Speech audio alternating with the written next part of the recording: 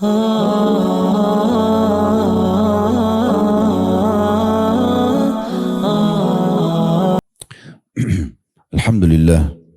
selalu saja lisan kita bersyukur dan berterima kasih kepada Allah Subhanahu wa taala. Terlalu banyak nikmat Allah melimpah kepada kita yang selalu kita nikmati setiap saatnya. Dari oksigen, air, makanan, minuman, tempat tinggal, pasangan hidup, anak-anak, dan banyak sekali nikmat Allah yang tidak terhingga. Dan itu akan terus dirasakan dan dinikmati setiap orang di antara kita sampai ajalnya datang.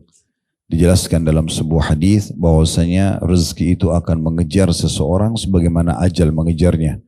Tugas kita adalah menikmati selama halal dan thayyibah yang dibolehkan dan juga berkualitas serta juga bersyukur kepada Allah. Dan Allah Maha benar dengan firman-Nya dalam surah Ibrahim, surah nomor 14 ayat 7, la in syakartum la azidannakum. Kalau kalian bersyukur maka pasti aku akan tambah. Termasuk Allah masih menggerakkan hati kita dan langkah kaki kita pada siang ini untuk hadir dalam majelis ilmu. Dan tentu saja ini majelis adalah majelis, salah satu majelis yang mulia di muka bumi karena banyak sekali hadis Nabi SAW menyebutkan tentang keutamaannya. Ibnu Qayyim rahimahullah menyebutkan lebih dari 100 keutamaan ilmu, para pengajar ilmu dan para penuntut ilmu. Dan di antara hadis yang mulia tentunya kalau kita gabungkan beberapa hadis itu menyebutkan bahwa ada malaikat yang hadir, kemudian juga menurunkan rahmat, dan orang-orang yang hadir dalam majelis ilmu atau majelis zikir itu akan diberikan surga, diselamatkan dari neraka. Dalam riwayat lain juga kalau orang ikhlas keluar dari rumahnya maka akan dicatatkan pahala haji yang lengkap. Dan sekian banyak keutamaan yang mungkin luput dari sebagian saudara kita. Dan Allah Subhanahu wa taala meluangkan dan memudahkan kita untuk bisa menikmati dan mendapatkan pahala tersebut. Selanjutnya kita panjatkan salam hormat kita kepada utusan Allah Nabi besar Muhammad sallallahu alaihi wa alihi wa sahbihi wasallam sebagaimana Allah telah perintahkan kita untuk mengucapkan salam hormat tersebut. Baik Bapak-Ibu sekalian, Bapak-Bapak yang hadir online tentunya dan Ibu-Ibu yang hadir online dan offline, kita akan melanjutkan bedah buku kita yang ditulis oleh Abdullah bin Ali Al-Ju'aithin dengan judul 62 amalan pembuka pintu surga, namun sudah kita luruskan yang kalau kita lihat di daftar isi maka dia jumlahnya 66 ya, amalan pembuka pintu surga. Dan kembali kita ingatkan memang harusnya menjadi target utama setiap orang di antara kita dari kaum muslimin adalah surga. Tidak ada target pencapaian melampaui surga. Dan kalau kita targetnya adalah surga di akhirat sana, maka di dunia ini kita sudah menjadikan diri kita sebagai ahli surga. Dengan terus patuh kepada Allah Subhanahu wa taala, mengerjakan perintah tanpa memilah-milah, mana wajib, mana sunnah, bahkan sibuk mengejar mana yang lebih afdal dari yang lainnya, serta kita akan meninggalkan segala macam pelanggaran dari hal yang kecil sampai hal yang besar. Karena itu semua nanti akan membawa kita ke surga Allah yang abadi. Makin giat kita mengerjakan perintah dan meninggalkan larangan, maka makin tinggi derajat kita di surga. Serta penentuan di surga nanti derajat itu ditentukan sekarang di dunia, tidak bisa ditentukan di akhirat sana. Oleh karena itu beruntunglah orang yang memahami tentang masalah ini sehingga dia memaksimalkan waktunya. Semua dia kembalikan kepada tujuan dia diciptakan, yaitu mengabdi kepada Allah Subhanahu wa taala. Ingatkan lagi kembali firman Allah Subhanahu wa taala, "Ma khalaqtu wa ma khalaqtul jinna wal insa illa liya'budun." Aku tidak menciptakan jin dan manusia, kita ini semua berada di muka bumi ini kecuali memang untuk beribadah dan mengabdi kepada Allah Subhanahu wa taala. Terlebih lagi beribadah kepada Allah yang nanti membawa kita masuk ke dalam surga punya kenikmatan yang luar biasa. Kalau duduk dalam majelis seperti ini tidak ada kenikmatan, kita tidak akan duduk. Atau sholat, puasa, sedekah, haji dan umrah. Semua itu Allah sudah tanamkan kenikmatan di setiap ibadah tersebut. Dan dia hanya akan maksimal dirasakan dan dinikmati bagi orang yang menutup lawannya, yaitu pintu-pintu maksiat. Karena kalau dia masih membuka pintu-pintu dosa, maka secara otomatis akan mengurangi kenikmatan ibadah itu. Dan sebaliknya juga kenikmatan ibadah akan hilang kalau seseorang bahkan maksimal dalam mengerjakan maksiatnya. Sudah pernah kami kasih contoh, kalau ada seseorang muslimah menggunakan jilbab kayak ibu-ibu misalnya sudah menikmati ini, merasa ini adalah perintah dari Allah Subhanahu wa taala, yakini ada pahalanya. Maka saya yakin lawannya, maksiatnya itu membuka jilbab sudah hilang dari kita. Mungkin bahkan ibu-ibu yang sudah rutin menutup auratnya, bila duduk misalnya di ruang tamu, tiba-tiba ada laki-laki yang bukan mahram nyelonong masuk ke rumah dan terlihat sedikit saja dari leher atau rambutnya, maka dia merasa sangat menyesal atau marah Kenapa sampai dilihat oleh selain mahramnya? Itu memang karena kenikmatan jilbab itu sudah dirasakan. Akhirnya kenikmatan buka jilbabnya, maksiatnya hilang. Sebaliknya orang yang menikmati maksiat, buka auratnya di sana sini, sudah tidak ada lagi perasaan bahwa itu dosa, maka kenikmatan menutup aurat hilang. Maka dia mungkin heran melihat kenapa muslimah itu tutup aurat, kenapa pakai jilbab itu, kenapa pakai cadar itu. Bagi dia itu mengganggu, karena dia sedang menikmati maksiatnya. Jadi kalau Anda mau maksimal menikmati ibadah, maka berarti maksimal juga dalam meninggalkan pelanggaran. Itu ditarik dalam semua kegiatan kita. Sholat juga begitu misalnya. Kalau Anda sudah rutinkan sholat dan Anda tahu itu kewajiban, Anda tidak mau ketinggalan, di awal waktu misalnya kata di azan Anda sudah kerjakan. Sedikit saja kita telat dari awal waktu, terasa terganggu, yaitu merasa terganggu.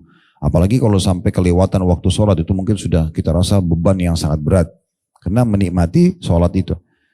Sebaliknya lawannya orang yang tidak mau sholat, maka dia akan melihat orang yang sholat ini apa? Orang ini gak jenuh apa? Tiap saat mengerjakan sholat. Nah, dua kenikmatan ini tidak bisa bersatu. Oleh karena itu sibukkan diri dengan hal-hal yang bermanfaat dan ibadah saja kepada Allah, maka secara otomatis kita akan nanti maksimal mendapatkan ketentraman karena memang ada kenikmatannya di dunia, serta juga kita akan mendapatkan yang terbaik di akhirat sana yang memang ditentukan dari sini. Kita akan lanjutkan dari 66 poin pintu pembuka atau amal pembuka pintu surga. Sudah selesai poin yang kelima yang lalu tentang masalah Al-Quran tentunya. Bagaimana kedudukan Al-Quran dan bagaimana setiap orang di antara kita memaksimalkan untuk menambah kuantitas dan kualitas bacaan dan hafalannya. Jadi jangan pernah puas Bapak Ibu sekalian dengan bacaan kita selama ini. Misal kita kalau baca Quran hanya khatam setahun sekali misalnya contoh. Maka kita sekarang mundurkan mungkin 6 bulan sekali. Kalau sudah berjalan 6 bulan sekali kita mundurkan 3 bulan sekali. Terus begitu kita mundurkan sampai nanti kita bisa maksimal. Yang terbaik adalah 3 hari sekali. Sebagaimana ya para sahabat melakukan itu. 3 hari sekali mereka mengkhatam Al-Quran. Begitu juga dengan hal-hal yang lainnya. Ya, misalnya menghafalnya. Saya sudah ingatkan beberapa pertemuan yang lalu, jangan pernah puas dengan hafalan yang kita miliki. Selalu tambah. Minimal setahun sekali bertambah 1 surah. Artinya kalau 10 tahun ke depan Anda punya 10 surah tambahan. Anda mau lebih baik 6 bulan sekali bertambah 1 surah. Mau lebih bagus lagi 3 bulan sekali. Begitu seterusnya. Ya, kita selalu berusaha meningkatkan kuantitas dan kualitasnya. Nanti yang paling ideal adalah sudah kami berikan tipsnya pada pertemuan yang lalu. Sehari bisa 10 ayat. Menambah 10 ayat hafalan. Kalau Anda sudah sampai pada level ini, setiap hari Anda jadwalkan 10 ayat. Dan untuk mudah lagi, untuk dipermudah Anda atau untuk mempermudah Anda mulai menghafalnya 2 ayat per habis sholat. Subuh 2 ayat, duhur 2 ayat, asar 2 ayat, maghrib 2 ayat, isya 2 ayat, berarti 1 hari 10 ayat. Al-Quran itu 6.000 sekian ayat. Totalnya semua. Dan itulah jumlah anak tangga di surga atau tingkatan di surga. Makin Anda mengkhatam Al-Quran dengan hafalan, maka makin sampai derajat tertinggi di surga sana. Dan sekali lagi tidak bisa ditentukan di akhirat, ditentukan di sini. Kita punya banyak sekali waktu peluang untuk menambah hafalan kita. Dan tinggal diulang-ulangi. Kalau 10 ayat per hari itu, kalau kita sholat duha 2 rakaat, rakaat pertama 5 ayat, rakaat kedua 5 ayat, sudah selesai sebenarnya.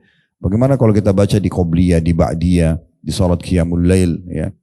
Dan kalau kita 10 ayat per hari, kalau 1 bulan 30 hari, berarti kita punya 300 ayat per bulan. Artinya, kali 12 1 tahun, 3.600 ayat, ini sudah lebih dari 15 juz berarti. Ya. Kemudian setelah itu, di tahun keduanya tidak sampai bulan ke-12 sudah selesai khatam 30 juz. Mungkin saya bisa lupa Ustaz. Semua orang bisa lupa. Tapi orang lupa sambungan ayat. Bukan lupa semuanya. Ini waswas syaitan. Makanya kita berusaha gitu ya. Sudah kita jelaskan banyak hal bagaimana orang yang hafal Quran juga akan diberikan mahkota kemudian pada hari kiamat. Bagaimana Al-Quran akan memberikan syafaat kepadanya. Orang tuanya juga akan dimuliakan dan banyak keutamaan yang lain. Yang penting kita berazam, bertekad dan bertawakal kepada Allah selanya. Terus saja luangkan waktu lagi di mobil, lagi menunggu pesanan makanan di restoran. Tidak ada salahnya kita murajaah, lagi belanja sesuatu di supermarket misalnya sambil kita murajaah, gitu ya. Jadi Anda bisa menghafal Al-Quran di luar kepala mirip seperti Anda hafal Al-Fatihah, Al-Ikhlas, Al-Falaq, An-Nas karena Anda rutin ulangi. Nah, kalau masalahnya kita tidak pernah menambahnya dan tidak pernah berusaha untuk menjadikan itu sebagai program wajib bagi diri kita sendiri. Ya. Sekarang kita masuk amalan ke-6, pembuka pintu surga, tidak kalah penting dibanding atau setara ataupun dia bagian sebenarnya dari Al-Quran, yaitu berzikir kepada Allah subhanahu wa ta'ala.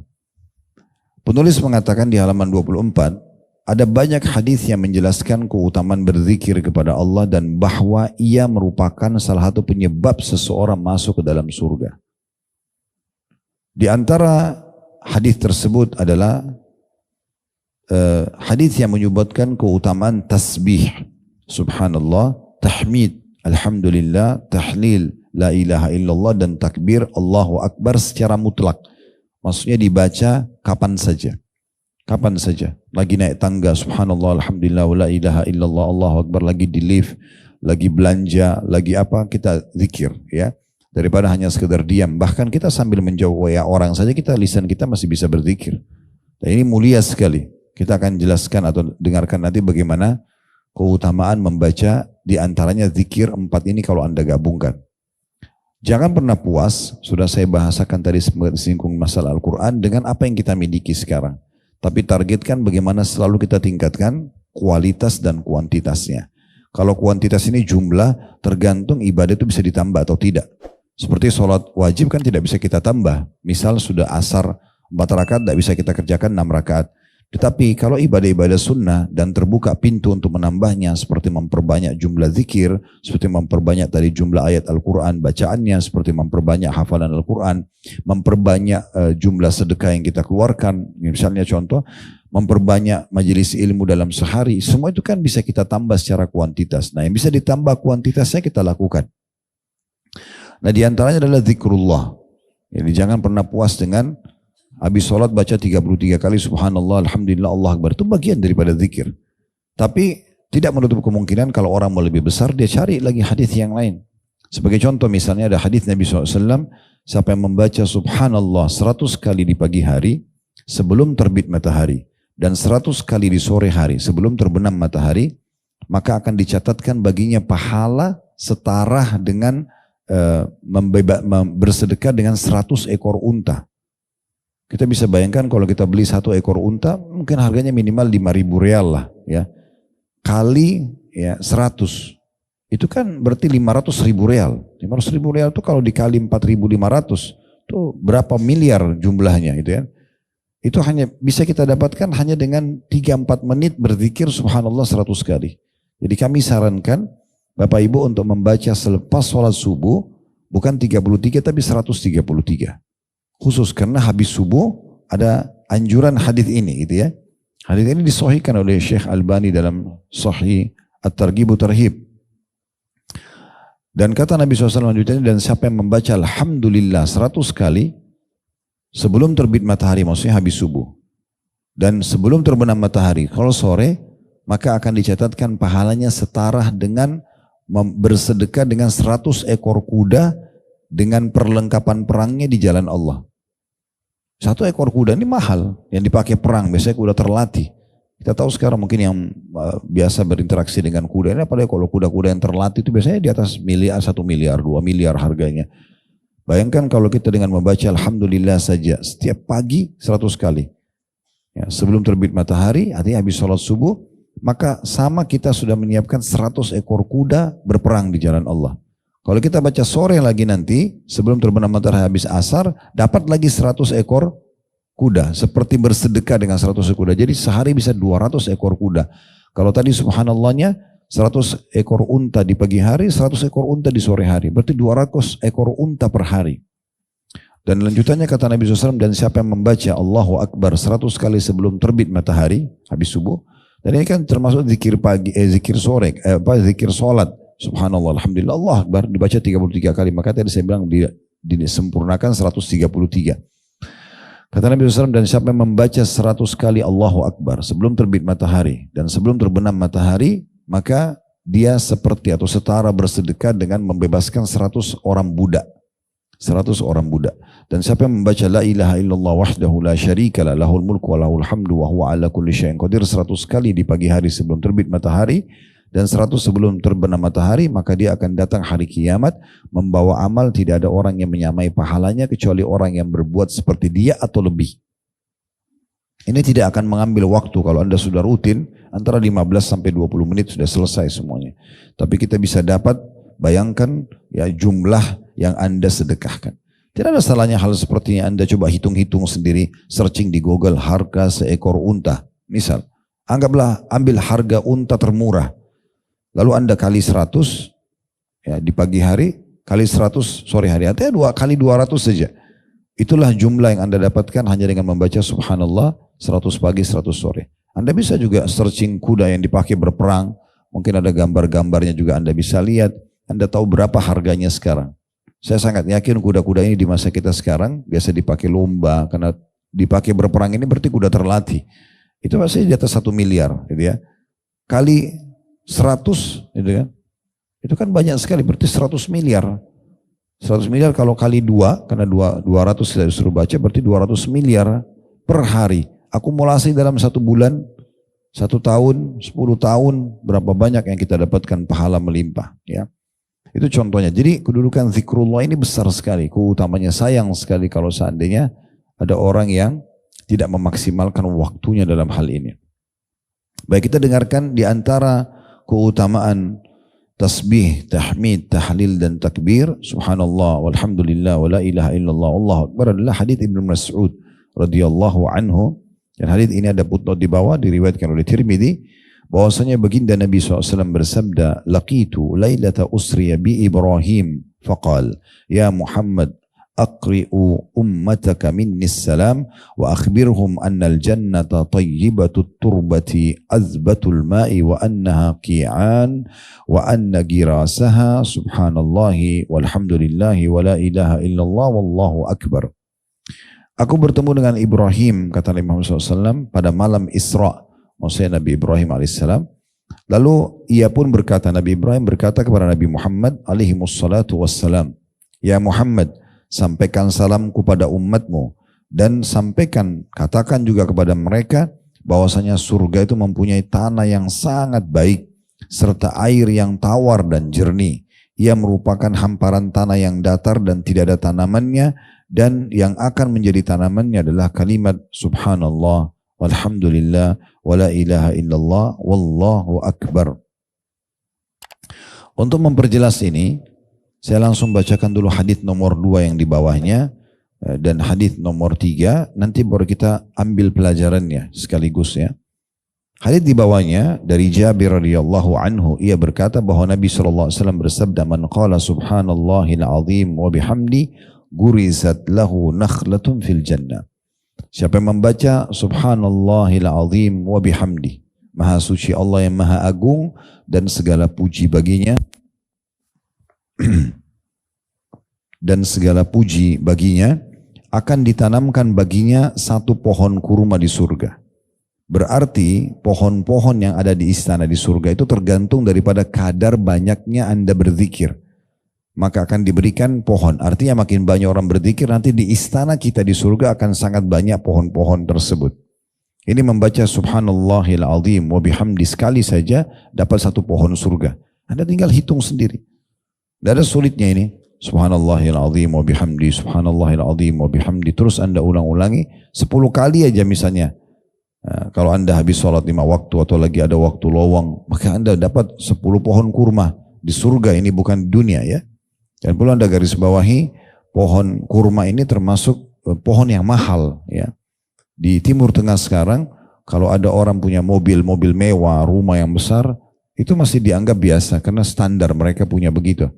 Nanti dianggap kaya kalau seseorang itu punya kebun kurma. Karena kurma itu pohonnya mirip kelapa, umurnya panjang, hasilnya banyak, melimpah dan dibutuhkan. Serta juga kandungan nutrisinya sangat baik buat kesehatan misalnya. Ada mungkin kurang lebih 300 jenis kurma, dari yang basah, yang kering, dengan segala macam nama-namanya gitu ya. Mungkin tidak perlu disebutkan semua, saya juga tidak hafal semuanya, tapi cukup banyak jenis-jenis kurma yang bisa kita nikmati. Nah, orang-orang yang punya kebun kurma itu kaya raya semuanya. Dan itu bisa turunan ya, karena umur kurma itu panjang. Di antara umur-umur pohon yang panjang itu kan, kalau di Indonesia itu ada kelapa, Kalau di Timur Tengah itu ada zaitun, ada kurma, ini umur-umur panjang ya. Makanya ini sangat bermanfaat. Nah seperti itulah. Nanti akan kita jelaskan insya Allah. Kemudian hadis selanjutnya, hadis Abu Hurairah radhiyallahu anhu yang berkata, Rasulullah SAW berjalan melewatinya saat dia sedang menanam sesuatu. Jadi Abu Hurairah sedang menanam pohon, Rasulullah SAW lewat di hadapannya, lalu beliau bertanya, Ya Abu Hurairah, malladhi tagris? Qultu girasan li, qala ala adulluka ala girasin khairin laka min hada? Qala bala ya Rasulullah. Qala kul subhanallahi walhamdulillahi wa la ilaha illallah wallahu akbar yugrasu laka bi kulli wahidatin syajaratun fil jannah. Nabi SAW waktu lihat Abu Hurairah lagi nancapin satu pohon, lalu Nabi bilang, wahai Abu Hurairah, apa yang sedang kamu tanam? Aku menjawab, kata Abu Hurairah, sebuah tanaman milikku ya Rasulullah. Pohon baru aku beli, aku ingin tanam bulat aku. Kata Nabi SAW, maukah aku tunjukkan padamu tanaman yang lebih baik bagimu daripada tanaman ini? Abu Hurairah menjawab, mau ya Rasulullah. Maka kata Nabi SAW, ucapkan subhanallah walhamdulillah wa la ilaha illallah wallahu akbar. Niscaya akan ditanamkan bagimu sebuah pohon di dalam surga dari setiap kalimatnya. Nah itu ada footnote di bawah, tentunya diriwayatkan oleh Ibnu Majah. Nah 3 buah hadis ini Bapak Ibu sekalian rahiman rahimakumullah memberikan banyak sekali pelajaran kepada kita. Hadis yang pertama tadi tentang adanya mukjizat Allah Subhanahu wa taala untuk Nabi Muhammad SAW dengan perjalanan Isra dan Mi'raj. Ini pelajaran pertama dari hadis ya. Karena Nabi SAW mengatakan, aku bertemu dengan Ibrahim di malam aku di Isra'kan dan Mi'raj itu ya, Isra dan Mi'raj. Dan ini terjadi di tahun 11 dari masa kenabian. Kan Nabi Muhammad SAW berdakwah di Mekah 13 tahun. Ya, beliau diutus oleh Allah umur 40 tahun jadi Nabi, dan beliau meninggalkan kota Mekah ke hijrah ke Madinah setelah 13 tahun berdakwah. Nah 10 tahun pertama itu penuh dengan penolakan-penolakan. Ya. Dan yang mendukung dakwah yang paling besar adalah 2 orang. Istri beliau sendiri Khadijah radhiyallahu anha yang menuangkan waktunya untuk mendukung suaminya. Dia pun termasuk wanita pertama yang masuk Islam radhiyallahu anha, dan juga dia mendukung dengan seluruh harta yang dia miliki. Nah di tahun ke-10 meninggal. Kemudian yang kedua paman beliau Abu Talib, walaupun tidak beriman kepada risalah beliau tapi membela, dan beliau termasuk orang yang tokoh masyarakat Mekah yang dikenal. Ya, sehingga orang masih segan mengganggu Nabi. Nah dua-duanya ini meninggal di tahun yang sama. Maka dikenal tahun ke-10 masa kenabian dengan Amul Huzun, tahun kesedihan.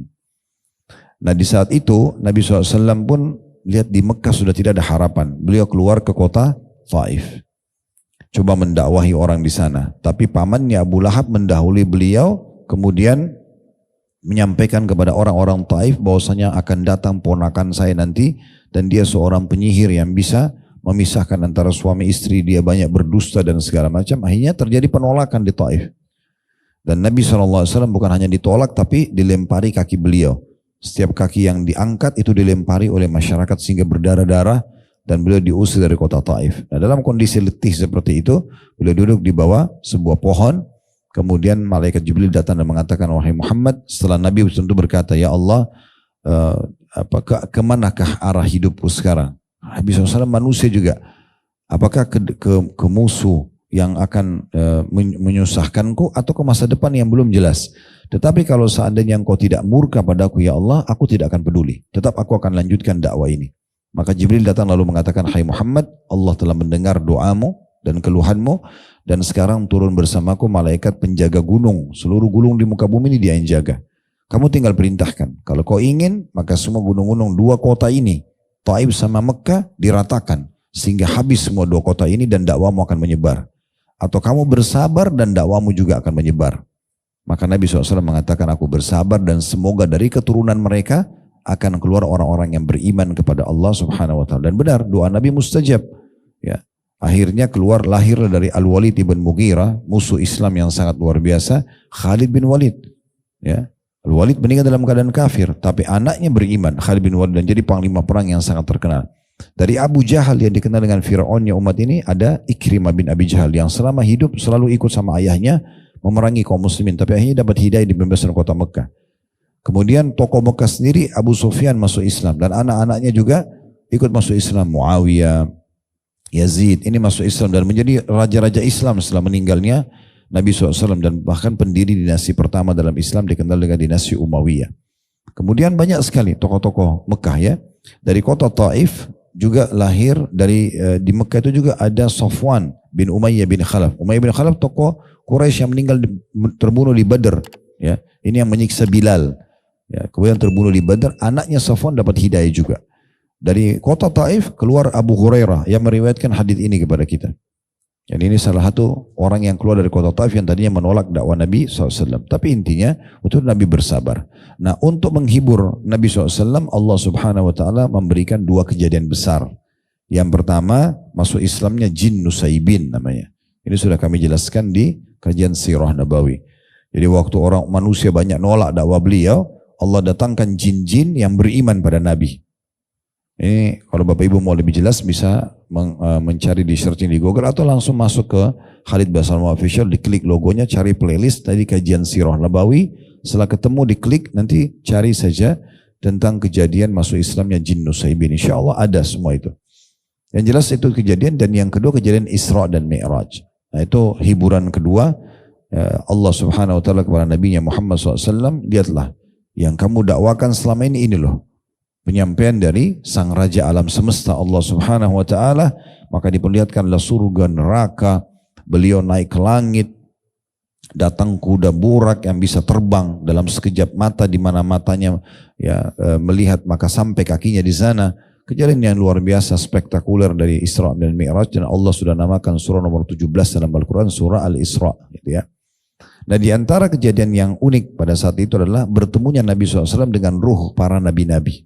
Dua kali. Sekali ketemu di Masjid Aqsa dan beliau mengimami para ruh nabi-nabi tersebut. Bagaimana Allahu a'lam. Kita imani apa adanya. Dan pada saat beliau naik ke 7 lapis langit, beliau bertemu dengan nabi-nabi di langit pertama, langit kedua, sampai langit ke-7 yang paling tinggi beliau bertemu dengan Ibrahim alaihissalam. Beliau bertemu dengan Ibrahim alaihissalam. Nah, beliau mengatakan waktu saya ketemu dengan Ibrahim di malam Isra itu di langit ke-7, maka di situ Ibrahim memberikan pesan. Tentu kisahnya panjang pertemuannya, tapi ini di antara potongannya. Beliau mengatakan bahwasanya sampaikan hai Muhammad salamku kepada umatmu dan beritahukan kepada mereka kalau surga itu tanahnya bagus sekali, subur sekali, indah, melihatnya aja sudah sangat menyenangkan gitu ya, dan juga airnya tawar dan jernih ya, bersih sekali dan nyaman untuk dipakai segala kebutuhan minum ya, kemudian apalah menikmati berendam kaki atau yang semisalnya ya, dan tidak ada lagi masak-masak di sana. Tapi ini cukup banyak kita jelaskan di masalah surga. Insya Allah tidak ada halangan di pertemuan akan datang nanti. Kalau tidak salah di poin nomor 7 itu ada nanti bahasan tentang masalah memohon surga kepada Allah. Nanti saya akan kuatkan bahasan itu, karena itu di situ cuma ada 1 lembar. Kita akan bahas nanti beberapa hadis dan bab-bab di buku Rasulullah SAW cerita tentang surga dan neraka. Nanti ada sekitar 30 bab. Dan saya akan ringkaskan di satu pertemuan untuk membahas tentang pintu gerbang surga, tentang pohon-pohonnya, pakaiannya, makanannya, istananya, bidadarinya, dan segala macam. Itu akan ada bahasan sendiri. Tapi yang jelas, penyampaian Ibrahim alaihissalam ini penting untuk kita garis bawahi, sebuah bocoran tanda kutip buat kita ya, yang tidak diketahui oleh semua orang. Tentang bagaimana keadaan surga, kita tinggal patuh saja sama Allah sampai meninggal, kita akan dapatkan semua apa yang dijanjikan. Nah di antara ciri surga adalah sangat subur tanahnya. Namun dikatakan di sini cuman dia itu masih kosong, istana kosongnya itu maksudnya setiap istana kita masih kosong tanahnya. Cuma tanahnya bagus sekali, indah sekali. Bagaimana kita untuk memperbanyak tanaman di sana? Ya berbanyak zikrullah. Nah setiap Anda berzikir akan tertanamkan satu pohon. Jadi selama kita hidup, anggaplah mulai dari kelas kita siang ini sampai 10 tahun ke depan misalnya, 20 tahun, berapalah Allah kasih umur misalnya kita, anggap kita masih hidup 20-30 tahun ke depan, kita sudah mulai amalkan per hari ini, berapa banyak, berapa juta pohon yang kita dapatkan. Cukuplah yang lalu-lalu, berlalu begitu saja karena kita masih jahil atau belum tahu, tapi jangan sia-siakan. Saya perlu ingatkan diri saya, Bapak Ibu sekalian, ta'lim seperti ini. Saya datang jauh-jauh ke sini, duduk, meluangkan waktu, Bapak Ibu juga meluangkan waktu. Bukan hanya untuk kita seremoni atau testimoni di sini. Kita harus menyadari ini ada pesan penting. Allah Subhanahu wa Ta'ala mempertemukan kita dan memperdengarkan kepada kita keutamaan ini agar kita termasuk orang yang meraih keutamaan itu. Tidak ada gunanya Anda mengatakan, oh pengajian bagus tadi ya, sudah selesai habis itu. Apa manfaatnya? Sudah berapa kali pengajian Anda puji seperti itu, tidak ada manfaat buat pemateri, tidak ada manfaat buat Anda. Yang penting adalah bagaimana saya pulang membawa sebuah oleh-oleh yang saya bisa tambah iman dan amal soleh saya. Ini kan sayang banget. Kita sudah tahu bahwasanya dengan membaca zikir seperti ini bisa menambah atau mendapatkan pohon-pohon di surga. Kenapa kita nggak perbanyak? Banyak sekali kesempatan ya. Menunggu lampu merah saja 1 menit itu 60 detik. Anda sudah bisa baca. Kalau 1 detiknya 1 kali. Subhanallah, alhamdulillah, la ilaha illallah. Anda baca punya 60 kali. Anggaplah setengahnya aja. 30 kali Anda baca. 30 pohon di surga hanya dengan nunggu lampu merah. Kalau Anda jalan dari pengajian ini ke rumah Anda atau ke tempat tujuan Anda sebentar. Ada 5 lampu merah. Anda baca 30 kali di setiap lampu merah. Anda punya 150 pohon kurma. Atau pohon-pohon di surga. Bukan di sini. Kalau seandainya, ini kita rasionalkan saja. Di muka bumi ini kalau ada orang yang berkata kepada Anda, kalau Anda setiap ketemu saya, menyebutkan nama saya, guru kah, presiden kah, atau siapa saja, maka saya akan kasih 1 pohon jeruk misalnya, berbuah, di pot atau di kebun. Makin banyak kamu menyebut nama saya, maka makin banyak saya kasih. Kita biasanya lebih yakin dengan manusia, padahal ini janji dari Allah Subhanahu wa Ta'ala. Dan tidak ada sulitnya. Ibadah itu sebenarnya mudah. Cuma kita kadang-kadang karena mudahnya melalaikan. Ini sayang sekali. Jadi saya berharap Bapak Ibu sekalian materi-materi kita ini sudah poin ke-6. Kita akan bahas 66 amalan pintu ke surga. Buka pintu surga. Jangan lewat begitu saja nih. Yang lalu Al-Quran. Oh ya, sudah mulai baca Al-Quran. Ini sekarang zikir. Sudah harus memperbanyak zikir. Jadi kita cukup kelalaian-kelalaian yang lalu dan sekarang ke depannya harus kita maksimalkan. Ya, seperti itu tujuan majelis ilmu. Ya. Jadi itu pelajaran pertama tentang kejadian dan mukjizat Allah SWT kepada Nabi Muhammad SAW tentang Isra dan Mi'raj. Kejadian kedua, bahwasanya ruh-ruh itu hidup. Ya. Jadi di mata kita, orang meninggal pada saat ruhnya keluar. Jasadnya tidak bisa bergerak lagi, tapi ruh itu selalu ada. Selalu hidup dan hidup di alam barzah. Ya. Nabi-nabi mulia. Ada nabi-nabi pilihan Allah tempatkan di langit. Ya, langit ke-7 ada Ibrahim, langit ke-6 ada Musa, kemudian ada langit ke-5 ada Idris, ada yang ke-4 Harun, begitu ya. Nabi-nabi itu ada, ya. Ada Nabi Isa, ya. Mereka itu ada di langit-langit tersebut dan kita imani apa adanya. Jadi ruh-ruh nabi-nabi itu semuanya ada. Dan kata Nabi Muhammad SAW, siapa yang membaca salawat kepadaku, maka akan dihantarkan kepadaku. Akan sampai kepada beliau, akan diantarkan kepada Nabi SAW. Berarti beliau tahu siapa umat yang mengucapkan salam. Karena ruh itu hidup. Dan memang kita hanya merasakan mati 1 kali. Sebagaimana Allah berfirman dalam Al-Quran, La yadhukunal mauta illa mautatal ula. Semua manusia, makhluk tidak akan merasakan mati kecuali yang 1 saja. Mati berpisah dari dunia menuju ke alam akhirat sana. Menuju kepada kehidupan abadi. Jadi kematian sebenarnya adalah awal dari segalanya bagi orang mukmin. Kalau orang muslim meninggal itu sebenarnya kebahagiaan buat dia. Karena itu awal pintu yang terbuka untuk menuju kepada kehidupan abadi. Gak ada kematian lagi. Sekali meninggal dalam keadaan Islam masuk surga, sekali selamanya masuk surga. Makanya selalu Allah ikutkan Al-Quran di dalam Al-Quran tentang surga, khalidina fiha, kekal selamanya, kekal selamanya. Kekal artinya sekali kita dapat gak akan berubah. Kepemilikan di dunia sementara. Di dunia semua sementara. Anda punya sertifikat tanah, rumah, BPKB kendaraan ya, misalnya BPKB kita, apa aja, handphone, baju, ini semua sementara. Kita meninggal sudah jadi hak orang lain, hak waris. Gak ada yang kita bawa ke kuburan. Tapi di surga nanti dulu itulah kepemilikan abadi.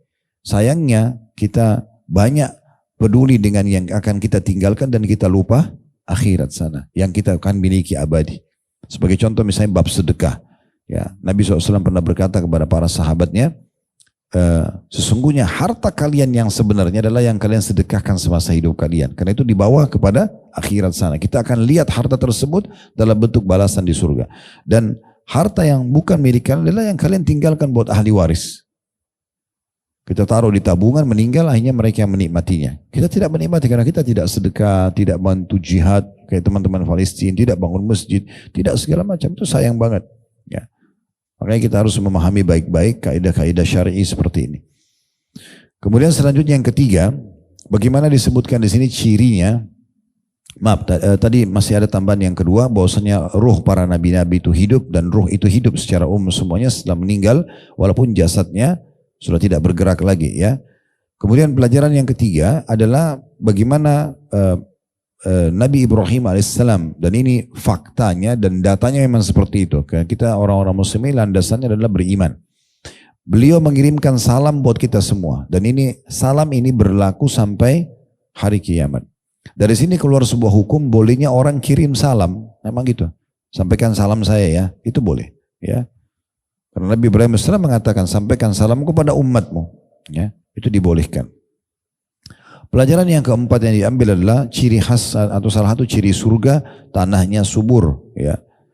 Kemudian yang terakhir yang bisa kita ambil adalah keutamaan berzikir, terutama 4 kalimat ini, subhanallah, alhamdulillah, wa la ilaha illallah, Allahu akbar. Karena itu adalah tanaman-tanaman surga. Makin banyak Anda baca, maka makin banyak tanaman Anda di surga. Dari hadis nomor 2, ada secara detail kalau Anda baca zikir ini. Dan perlu Anda garis bawahi ya, setiap kali ada lafaz yang berbeda sedikit saja dari zikrullah, usahakan semua diamalkan. Sebagai contoh misalnya, Anda bilang, Ustaz di hadis pertama kan sudah ada subhanallah.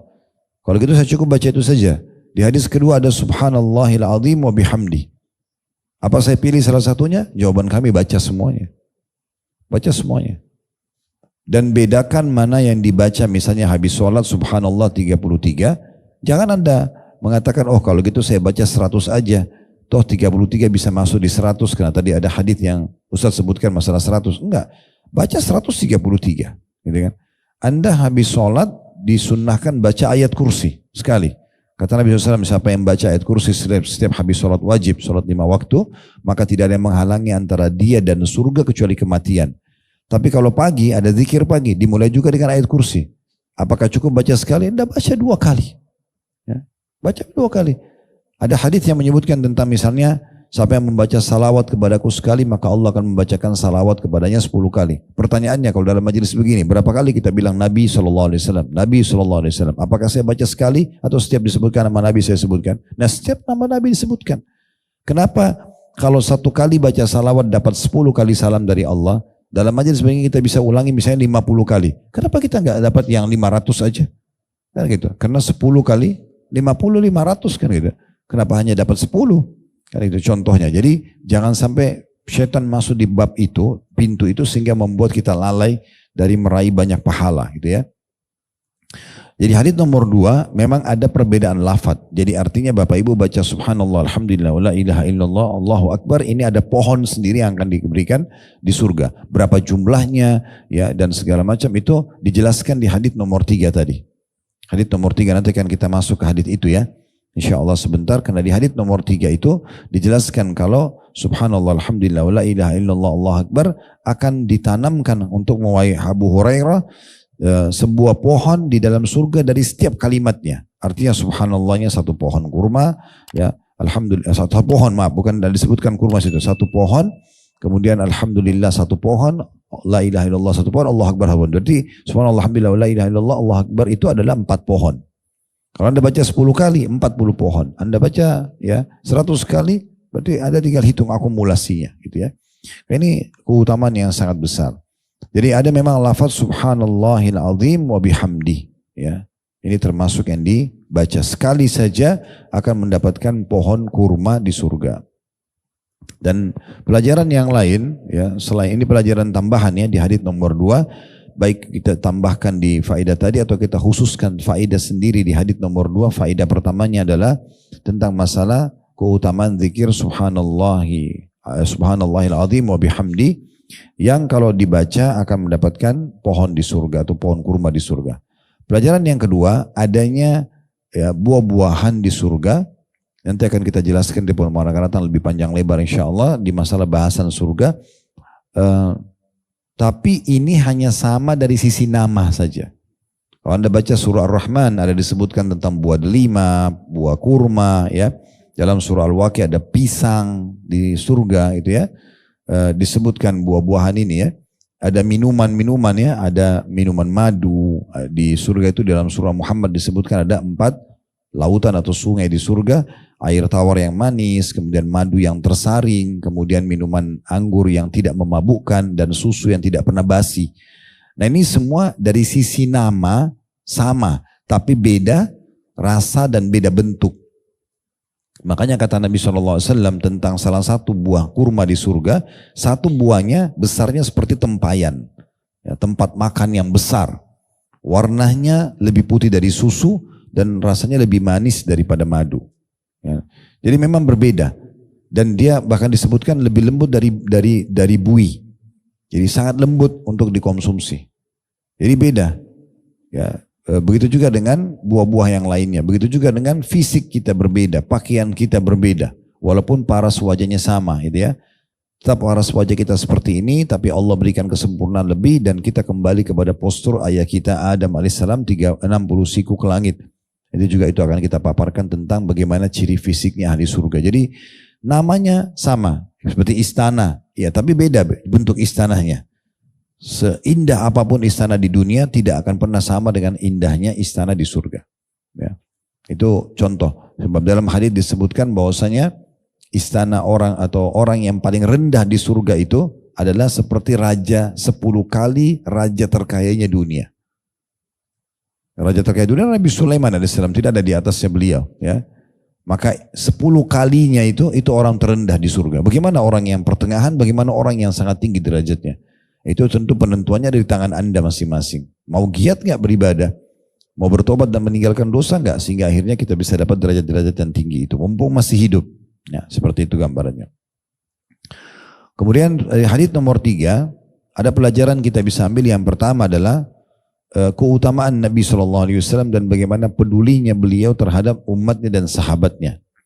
Nabi SAW tidak pernah melewatkan momentum Bapak Ibu sekalian yang dimana beliau bisa memotivasi sahabat dan menambahkan informasi positif untuk mereka atau menegur mereka kalau berbuat salah. Tidak pernah Nabi sia-siakan itu. Sekarang di sini contohnya Abu Hurairah sedang menanam.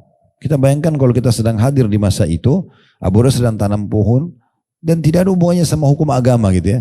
Tapi Nabi nggak sia-siakan itu. Udah, kalau kita lewat ada orang lagi nanam pohon, nanam pohon, sudah kita lewat. Kita kan anggap itu biasa.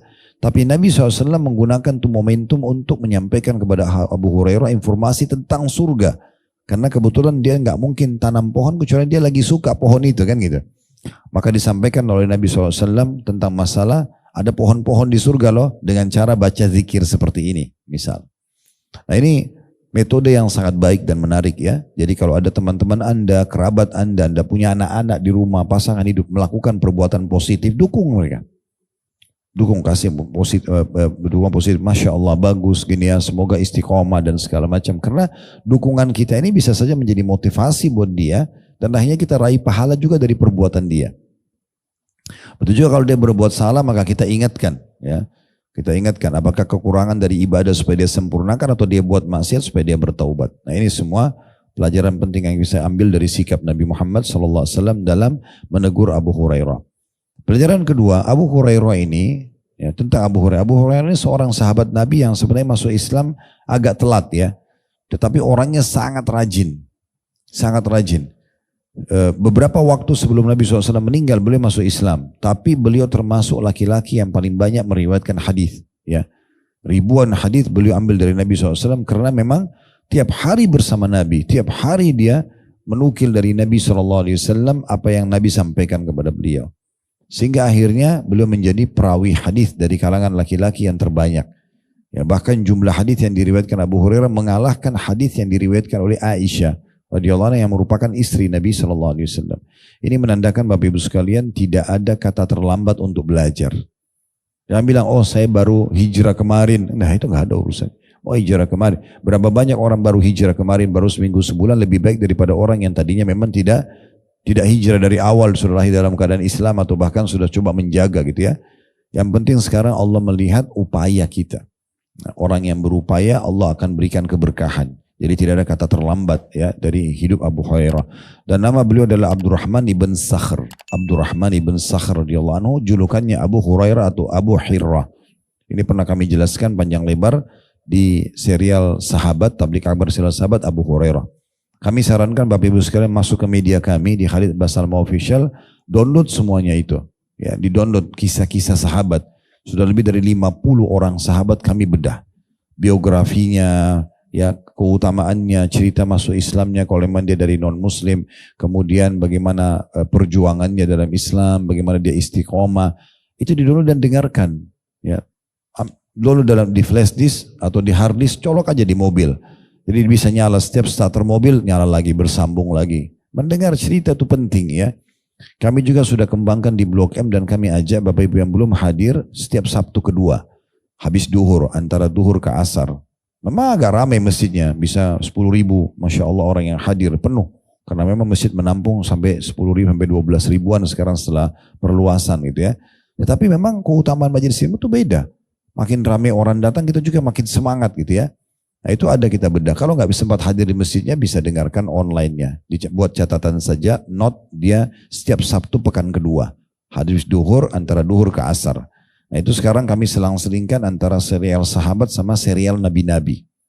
Ya, nanti insya Allah ini di bulan Agustus kita akan masuk di pekan kedua serial nabi keempat. Nabi Hud alaihissalam. Setelah sebelumnya kita bahas Nabi Adam, Nabi Idris, Nabi Nuh, dan kita akan masuk ke Nabi Hud.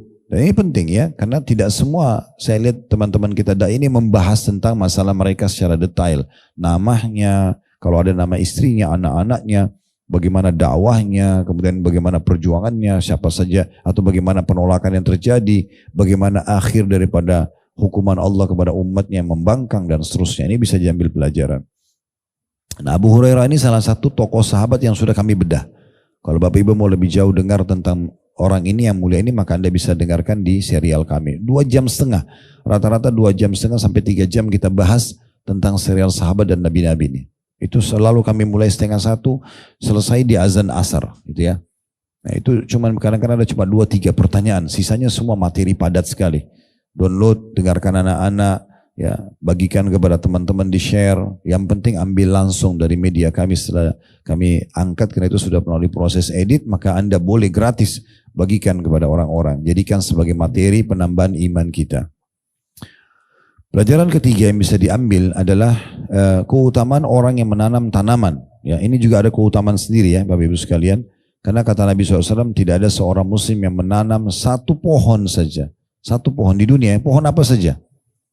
Penghijauan lah kalau kita ya, ada program pemerintah itu bagus banget tuh, pohon apa saja. Kemudian diambil manfaat dari pohon tersebut dari jin, manusia, hewan-hewan, serangga, burung, kecuali akan menjadi pahala untuknya.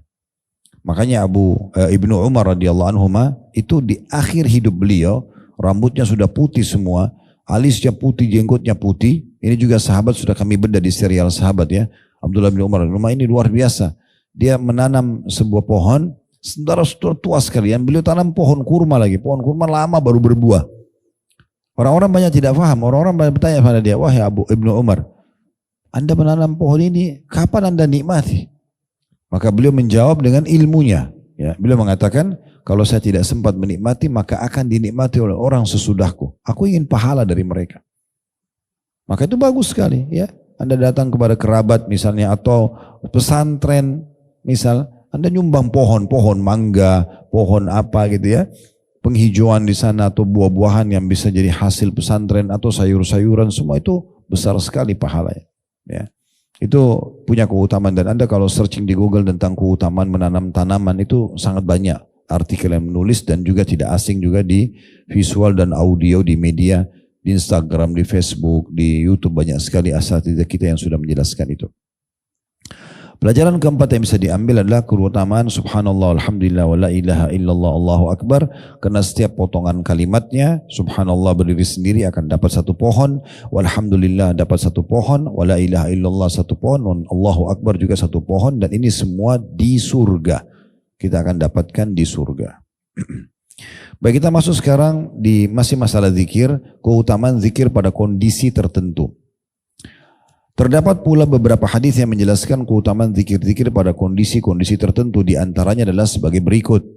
Poin A-nya, mengucapkan tasbih, subhanallah, tahmid, alhamdulillah, dan takbir Allah Akbar setelah sholat wajib. Dan ketika hendak pergi tidur. Nah, habis sholat banyak orang amalkan. Itu pun kadang-kadang masih dengar bisikan syaitan, ditinggalkan sama dia. Nah, nanti aja di mobil deh, nanti di jalan baca subhanallah, alhamdulillah, Allah Akbar. Padahal sebenarnya dia lupa. Kalau dia sudah berdiri aja, syaitan akan sibukkan dia dan lupa. Kenapa nggak duduk dulu selesaikan? Subhanallah, alhamdulillah, Allah Akbar. Itu baca 33 kali masing-masing. Dan ini juga dibaca sama sebelum tidur. Ini haditsnya mulia sekali.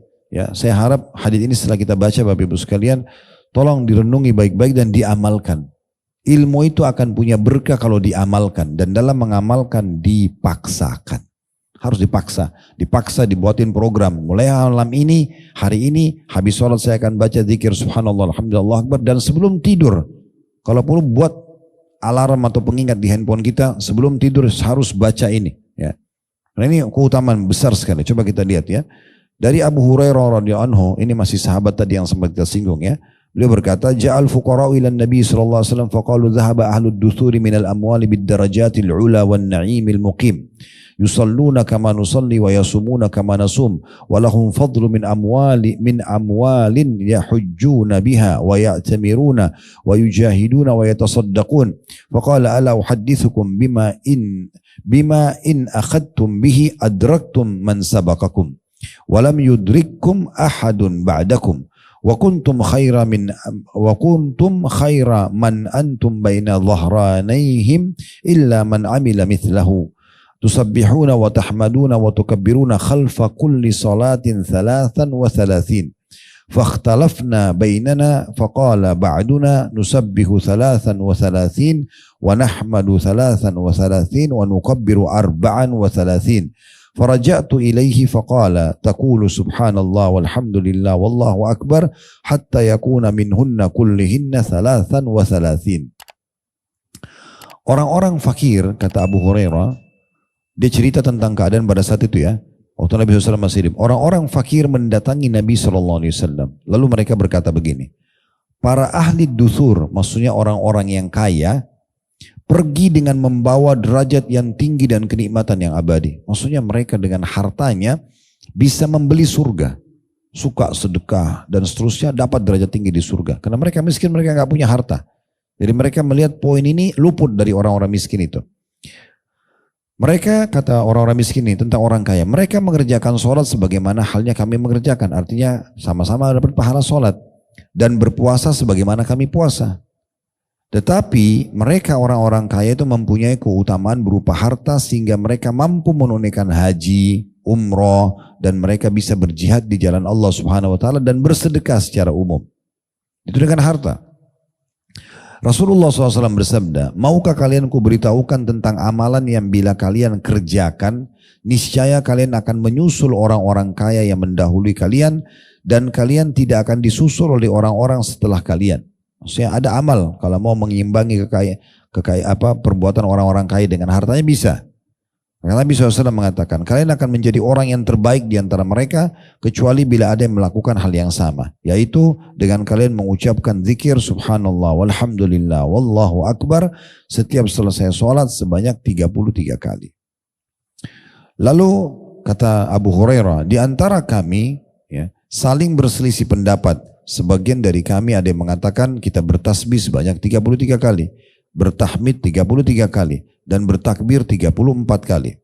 Kemudian aku kembali menemui Rasulullah SAW dan beliau bersabda atau berkata, engkau ucapkan subhanallah walhamdulillah wallahu akbar hingga semuanya mencapai jumlah 33 kali.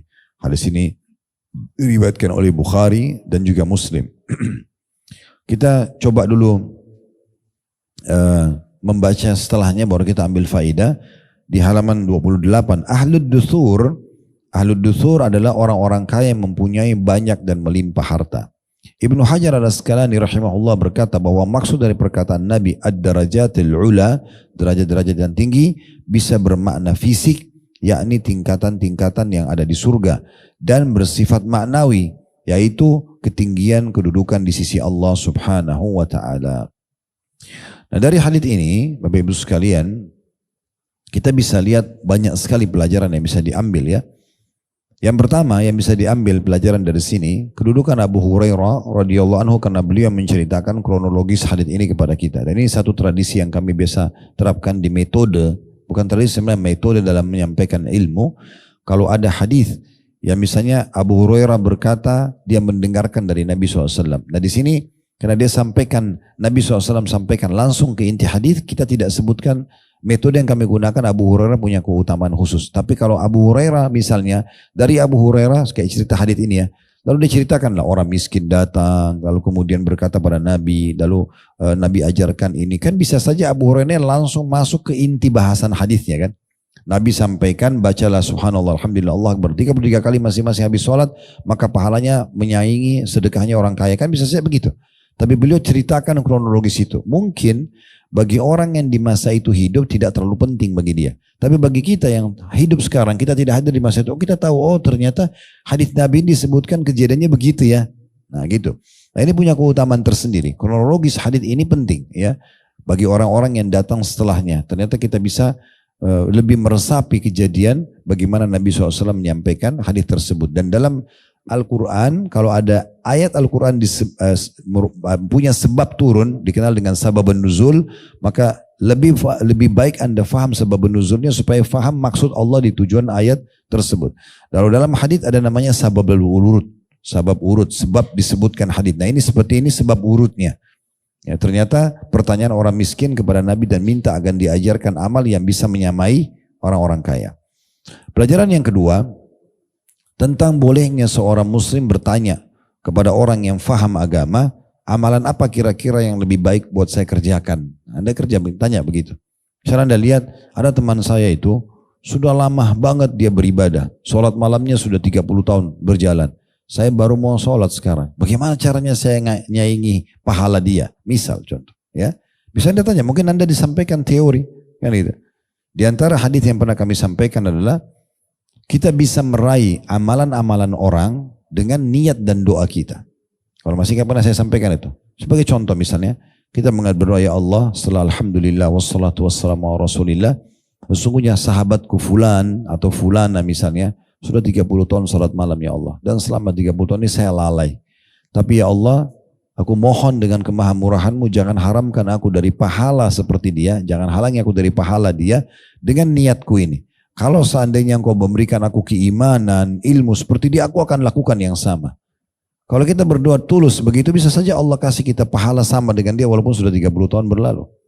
Sudah pernah kita bagikan tipsnya itu ya.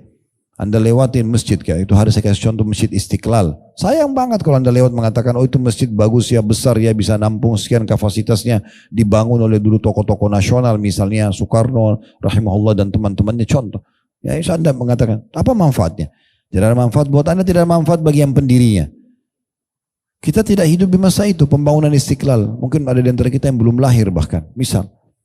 Tapi apakah kita haramkan diri kita dari pahala itu? Tidak bisa kita mengatakan, ya Allah dengan tulus. Kalau seandainya engkau memberikan kesempatan aku seperti mereka, kau akan lakukan yang sama. Betul-betul bertekad dalam hati, kalau kita hidup di masa itu dan Allah berikan kita kedudukan, bisa kita bangun, kita akan bangun. Bukan mustahil kita mendapatkan pahalanya. Begitu kan hadis Nabi SAW ya. Manusia ada 4 golongan. Yang pertama yang Allah berikan ilmu dan harta. Pernah kita sampaikan ini ya. Lalu dihabiskan keduanya di jalan Allah. Ilmunya diajarkan, hartanya diinfakkan. Golongan kedua, Allah cuma kasih ilmu, tidak punya harta. Dia tahu teorinya, tapi dia tidak ada kemampuan. Mirip dengan sahabat-sahabat yang miskin ini ya. Maka dia berkata, ya Allah, seandainya engkau memberikan aku kesempatan dan peluang seperti yang pertama yang punya ilmu dan harta itu, saya akan buat yang sama. Kata Nabi SAW, fahuwa biniyatihi fa'ajruhuma sawa. Maka dengan niatnya golongan kedua ini, walaupun dia tidak bangun masjid, tidak punya rumah anak yatim seperti golongan pertama, tapi dia bertekad, ya Allah jangan sampai saya tidak dapat nih pahalanya, walaupun dia sudah lakukan gitu ya. Mohon berikan kepadaku. Kalau engkau berikan aku kesempatan seperti dia, aku akan lakukan yang sama. Maka kata Nabi, dua-duanya sama pahalanya. Berapa banyak kita bisa raih itu? Bagi yang pernah umrah sama kami, saya kalau ingat di belakang Maqam Ibrahim habis sholat, biasanya saya pandu bahasa Indonesia. Di antara yang biasa saya baca, saya rutinkan gitu ya. Ya Allah, berikanlah, karuniakan kepada kami pahala semua raja-raja yang telah berbuat keadilan. Kita tidak tahu raja siapa saja. yang meraih surga dengan kerajaannya. Ya Allah, berikanlah kami pahala dari semua ulama yang mengamalkan ilmunya. Kita tidak tahu siapa yang Allah kasih nanti. Kalau seandainya kau berikan peluang seperti mereka, kami akan lakukan yang sama. Berikanlah pahala para mujahidin dan para syuhada. Berikanlah pahala para orang-orang yang dermawan yang bersedekah dengan hartanya. Kan banyak sekali yang kita bisa raih pahala hanya dengan doa dan niat dan tekad kita yang baik. Itu contohnya, ya. Jadi seperti itulah. Kemudian pelajaran yang ketiga yang bisa diambil, tadi itu yang kedua, bolehnya orang meminta, bertanya, ya, dan ada cara untuk meraih pahala dan jangan disia-siakan dengan niat dan doa.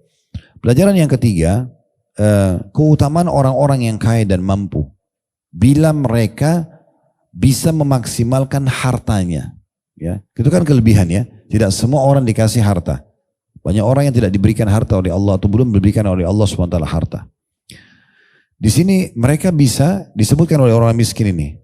Mereka sholat sebagaimana kami sholat, mereka puasa sebagaimana kami puasa. Tapi kelebihannya mereka bisa haji dengan uangnya, mereka bisa umroh dengan uangnya, mereka bisa jihad dengan uangnya, mereka bisa bersedekah secara umum. Kami nggak punya itu. Nah, berarti kan orang-orang kaya ini punya keutamaan pada saat dia memaksimalkan hartanya, tapi ya, memaksimalkan hartanya. Makanya kami buatkan kelas khusus juga, ada namanya Ghazwa Academy.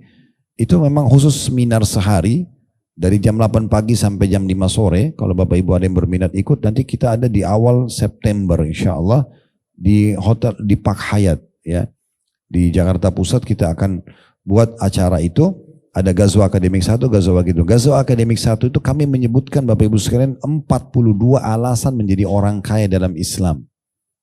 Dengan dalil-dalilnya, gitu kan?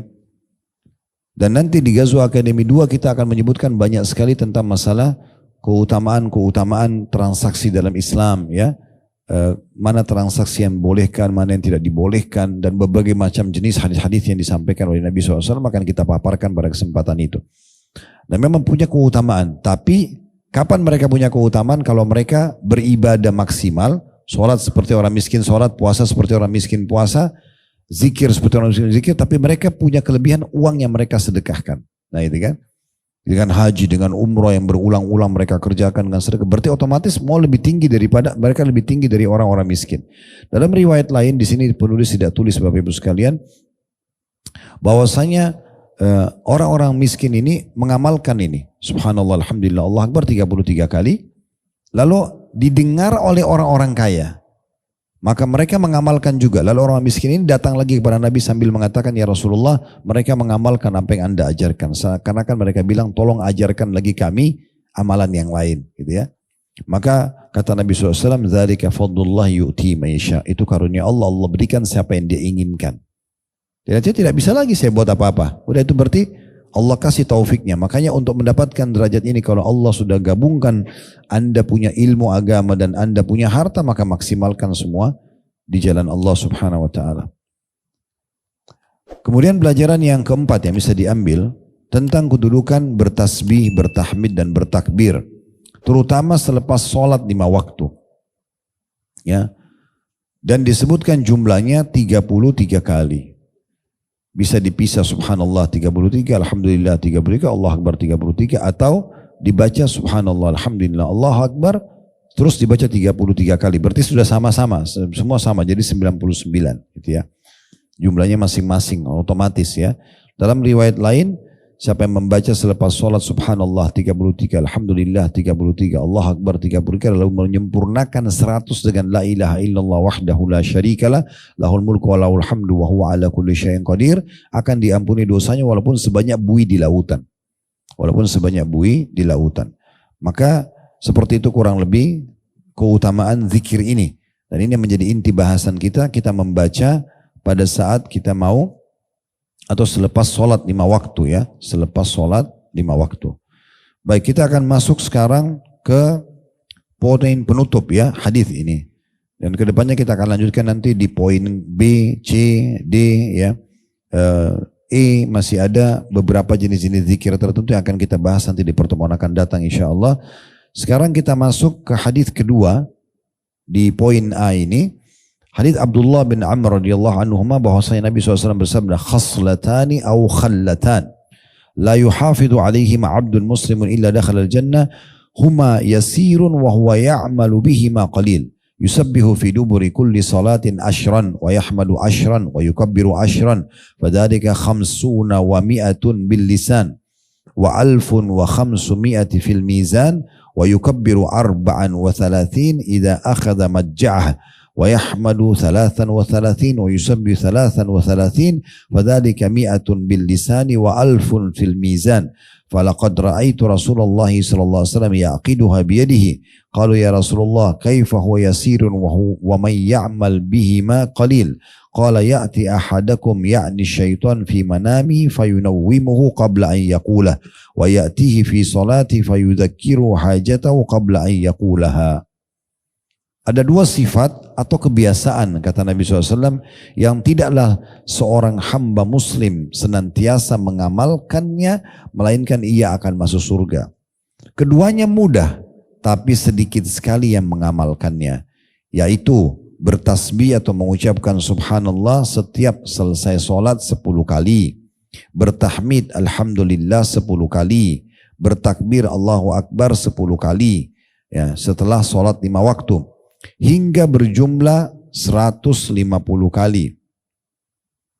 Jadi maksudnya dia membacanya ya 10 lalu diulangi lagi ya sampai berjumlah 150 kali. Artinya membacanya ya diucapkan dengan lisan 150 kali. Artinya kalau tadi di hadis pertama 33 kali, kalau ini 50 kali berarti. Subhanallahnya 50 kali, alhamdulillahnya 50 kali, Allah Akbarnya 50 kali. Sehingga jumlah total di lisan 150 kali. Maka ini akan setara 1.500 pahala di timbangan. Kenapa 1.500? Karena di dalam Al-Quran Allah mengatakan manja'abil hasanati falahu asyru adwafiha. Siapa yang berbuat satu kebaikan akan dilipat gandakan 10 kali lipat. Kita berbuat dengan lisan zikir 150 kali, dikali 10 maka 1.500. Berarti kita punya pahala 1.500 yang dicatat atau yang akan ditaruh di timbangan amal. Dan kemudian dia bertakbir 34 ketika mau tidur. Nah ini tadi kan habis sholat, sekarang kalau mau tidur. Jangan lupa membaca takbir jumlahnya 34 kali. Ya. Kalau tadi kan 33, ini 34. Kemudian bertahmid alhamdulillah 33 kali, bertasbih subhanallah 33 kali. Jadi bedanya cuma takbirnya yang ditambah 1, 34. Sehingga semua berjumlah 100. Karena kan kalau 33 tadi habis sholat, kalau kali 3 kan 99, tapi di sini takbirnya ditambah 1. Jadi 34, makanya jumlahnya 100. Ini 100 yang diucapkan dengan lisan, maka dinilai 1.000 di timbangan amal karena kali 10 kali lipat. Ini kalau diakumulasi jumlahnya bisa sampai 2.500 pahala itu ya. Itu kalau orang baca satu sholat dan pada saat mau tidur. Kalau dia sholat 5 kali dia baca, artinya 50 kali subuh, 150 kali subuh, subhanallah, alhamdulillah akbar 50 kali masing-masing. Duhur juga begitu, asar begitu, maghrib begitu, isya begitu. Berarti kan 150 dikali 5, gitu kan? 750, ya kan gitu. Ini berarti ada 7.500 pahala kalau dikali 5 waktu sholat, ditambah 1.000 pada saat mau tidur, gitu kan? Berarti 8.500 pahala per harinya. Itu kan banyak banget ya pahala yang bisa kita dapatkan. Lalu kata Abu Hurairah, dan aku pernah melihat Rasulullah SAW menghitung dengan tangan beliau. Saking pentingnya karena angkanya disebutkan. Dan perlu digarisbawahi, semua yang disebutkan angka jumlah oleh Nabi SAW jangan ditambah, jangan dikurangi. Jangan bilang, oh 33 kali gampang Ustaz. Udah saya mau baca 37 kali. Tidak. Nabi sudah tentukan jumlahnya, 33. Kita tidak lebih baik daripada Nabi. Murnikan sunnah Nabi maka akan maksimal dapat pahalanya. Kalau tidak ada penyebutan jumlahnya, boleh Anda baca bebas. Seperti tadi ada subhanallahil azim wa bihamdi. Di hadits kita yang sebelumnya, itu cuma disebutkan. Baca 1 kali dapat 1 pohon kurma di surga. Ya udah kita mau baca 100 kali, 200 kali terserah. Tapi kalau diikat waktu, tempat, jumlah, jangan diganggu gugatin. Habis sholat 33 kali, itu 33. Tidak usah baca 40 kali. Atau tadi ada 50 kali misalnya. Ya udah 50 kali saja, tidak usah lebih dari itu. Contohnya. Ya. Lalu dikatakan di sini, mereka para sahabat lalu bertanya, ya Rasulullah, bagaimana keduanya dikatakan mudah? Sebenarnya ini amal mudah, ya. Namun sedikit orang yang mengamalkan. Nabi SAW memberikan kepada kita bocorannya. Syaitan mendatangi salah seorang dari kalian menjelang tidur. Lalu syaitan itu membuatnya tidur sebelum ia mengatakan kalimat tersebut. Sebelum bacalah Allah Akbar 34, Subhanallah 33, Alhamdulillah 33. Syaitan juga mendatangi setelah ia menyelesaikan sholat. Nah jadi ini yang membuat anda ingat pekerjaan habis sholat sehingga tidak zikir, ini syaitan. Nabi sudah kasih bocorannya. Dan mendatanginya juga setelah sholat, begitu salam kayak tadi ya. Lalu ia mengingatkannya kepada keperluannya sebelum orang itu mengucapkan kalimat tersebut. Sehingga luput dari dia. Kalau anda bicara penting, darurat, ya, misal kemudian anda tetap baca masih oke. Tetapi dengan berbicara ini sudah memutuskan doa malaikat ya. Doa malaikat. Karena ada hadis Nabi SAW, siapa yang habis sholat, dia tidak berdiri dari tempat sholatnya, tidak berbicara dengan orang di sebelahnya, tidak membatalkan wudunya, maka malaikat di atas kepalanya mendoakan, Allah maghfir lahu, Allah marhamhu, ya Allah ampuni dia, ya Allah rahmati dia, sampai dia melanggar satu dari tiga hal ini. Dia batalkan wudunya, bicara dengan orang di sebelahnya, atau membatalkan, atau dia berdiri dari musallahnya. Makanya habis salam tidak usah pindah dari tempat sholat kita, di situ aja dulu. Jangan bicara dulu sama orang di sebelah, zikir dulu. Ya. Dan jangan batalin wudhu, maaf dengan keluar angin misalnya, kecuali anda kebelet sekali harus pergi, apa boleh buat. Makanya dalam hadis yang lain, kita dilarang sholat Bapak Ibu sekalian kalau kita menahan dua keburukan. Maknanya dua keburukan adalah buang air besar dan buang air kecil. Diselesaikan baru anda sholat, gitu ya, supaya tidak mengganggu kehusyuan dalam sholat. Baik, dari hadis ini kita ambil pelajaran sebagai penutup ya, dalam bahasan kita. Kalau ada pertanyaan silahkan setelah ini. Yang pertama, adanya amalan yang sangat mudah. Dan dua amalan ini memang kalau mau dapat jaminan surganya digabungkan. Yaitu zikir habis sholat, subhanallah, alhamdulillah, Allah Akbar. Dan dibaca juga zikir yang sama sebelum tidur. Makanya Nabi bilang, khaslatani aw khallatan. Dua sifat ataupun dua kebiasaan. Ya, yang tidak ada seorang muslim pun yang menjaganya kecuali pasti dijamin masuk surga. Yang rutin dia lakukan. Pelajaran yang kedua, adanya perbedaan lafaz dari hadis ini sama hadis sebelumnya. Kalau hadis sebelumnya yang kita pelajari tadi adalah 33 kali habis sholat. Ya. Kalau ini adalah 50 kali per zikirnya.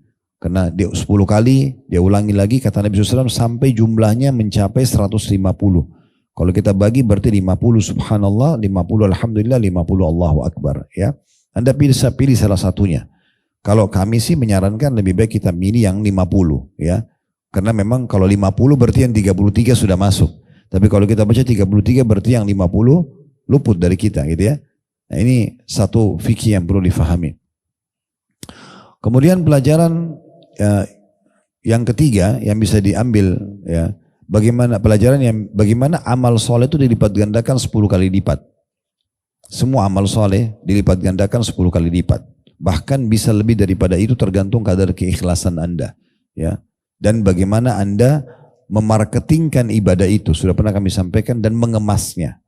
3 hal ini Bapak Ibu sekalian yang membuat pahala Anda berlipat-lipat. Ya. Jadi yang pertama adalah bagaimana kita menjaga ibadah itu dan kita maksimalkan ya semua syarat-syarat dan rukunnya dan kita marketingkan ya. Daripada kita sholat sendiri, puasa sendiri, ajak orang lain. Maka kita akan raih pahala ekstra. Dan yang ketiga adalah mengemasnya. Mengemas dengan baik ya. Anda kalau mau umroh haji cari travel yang terbaik, cari hotel yang terbaik. Anda mengemas ibadah Anda itu. Anda mau bersedekah cari uang yang terbaik, disendirikan uang yang bagus, yang baru ya. Anda sedekahkan banyak hal lah ya. Anda mau wakaf misalnya tanah, bangunan, cari yang terbaik. Semua itu berikan yang terbaik. Itu kemasan terhadap ibadah tersebut. Pelajaran yang keempat yang bisa diambil ya dari hadis ini yaitu bagaimana Nabi SAW menyebutkan kepada kita tentang gangguan syaitan di dua keadaan ini supaya kita tidak amalkan, yaitu bisikan syaitan ya kepada orang yang mau tidur supaya dia tidak membaca zikir ini Allahu Akbar 34 kali kalau mau tidur, subhanallah dan alhamdulillah 33 kali berarti 100 kali supaya luput dari dia pahala yang 1000 tadi ya. Dan tidak dia hilang dari dia juga gabungan dari keduanya. Karena kalau gabungan dengan zikir yang habis sholat itu maka makin besar pahalanya. Di dalam hadis yang lain, Nabi SAW mengatakan itu adalah 2.500 pahala dan siapa di antara kalian yang berbuat dosa 2.500 dosa per hari. Artinya dia akan membersihkan dosa-dosa, gitu ya. Maka ini penting untuk dijaga. Oleh karena itu saran kami, tipsnya adalah kalau mau tidur memang betul-betul sudah diprogramkan. Mulai malam ini paksakan, jalankan adab-adab mau tidur, wudu sebelum tidur. Jangan pernah tidur kecuali dalam keadaan wudu, ya. Karena orang kalau meninggal dalam keadaan wudu, tidur, dia meninggal dalam keadaan Islam. Serta juga berarti dia menutup dirinya dengan pembersihan dosa. Karena kan wudu itu membersihkan dosa-dosa. Kemudian yang kedua, memang jangan tidur di waktu ngantuk banget. Jadi memang kita sudah persiapkan sebelum ngantuk banget itu, supaya tetap bisa berzikir. Duduk di ranjang, kemudian sudah mulai berzikir. Baca semua zikir-zikir. Dan itu tuh zikir mau tidur banyak sekali ya. Banyak sekali. Ini kami jelaskan dalam khutbah Jumat kurang lebih dari setengah jam. Ya, insya Allah mudah-mudahan di playlist YouTube sudah ada itu. Judul khutbahnya itu keajaiban malam dan siang. Ya, Anda bisa lihat di playlist YouTube kami nanti. Keajaiban malam kami jelaskan tentang ayat-ayat keajaiban malam dan juga apa saja yang harus dilakukan pada saat mau tidur, adab-adabnya. Wudu, balik sisi kanan, membaca zikir-zikir. Tentu diantaranya zikir ini. Diantaranya zikir ini. Membaca 34 kali Allahu Akbar, Subhanallah dan Alhamdulillah masing-masing 33 kali. Ya, Al-Ikhlas baca 3 kali, Al-Falaq 3 kali, An-Nas 3 kali, tiup telapak tangan, diusap tubuh, baca ayat kursi, baca 2 ayat terakhir surah Al-Baqarah, baca Al-Kafirun. Jadi cukup banyak doa-doa yang harus kita jaga gitu ya. Nah, makanya karena banyaknya doa-doa ini, kita memang luangkan waktu sebelum tidur itu, khusus untuk itu memang. Duduk, jangan ada kegiatan lain, sudah kita baca zikir-zikir ini, karena ini penting sekali. Bahkan ada di antara doa-doa mau tidur itu mulia sekali. Ya Allah, yang maknanya ya Allah kalau seandainya ruhku ini nanti engkau lepaskan, ya maka jagalah dia. Dan kalau engkau menahannya maka kasihanilah dia. Maksudnya kalau diwafatkan oleh Allah SWT. Karena kata Nabi SAW orang kalau tidur itu ruhnya keluar. Ya, tapi bukan keluar seperti kalau kita meninggal dunia. Kalau Allah masih izinkan dikembalikan, maka dia masih lanjutkan hidupnya sampai ajal datang. Kalau Allah tahan meninggallah dia. Makanya kita kalau bangun tidur kita baca Alhamdulillahilladzi ahyana ba'da ma amatana wa ilaihin nusyur. Segala puji bagi Allah yang telah menghidupkan kami setelah mematikan kami dan hanya kepadanya kami akan dikembalikan. Nah, ini kita perlu membaca doa-doa itu untuk menjaga diri kita. Maksimalkan tentunya membaca itu. Nah, ini sudah disebutkan di antaranya membaca ini ya, karena syaitan akan membuat kita lalai. Allahu a'lam. Bagi ini bahasanya tolong ditandain bukunya di halaman 30, kita akan bahas nanti. Di pertemuan akan datang masih masalah zikir tertentu, yaitu zikir setelah wudu, kemudian poin C-nya mengucapkan la haula wala quwata illa billah, poin D-nya doa masuk pasar, poin C-nya doa ketika hendak tidur, ya. Ini juga nanti akan ada disinggung tentang masalah doa yang dibaca pada saat bangun tidur, ya. Itu 4 poin yang akan kita bahas pertemuan akan datang. Setelahnya nanti insya Allah baru kita masuk di poin masalah ke-7 atau ini masih lanjutan poin 6, nanti poin ke-7 setelahnya nanti. Subhanakallahumma bihamdika asyhadu an la ilaha illa anta astaghfiruka wa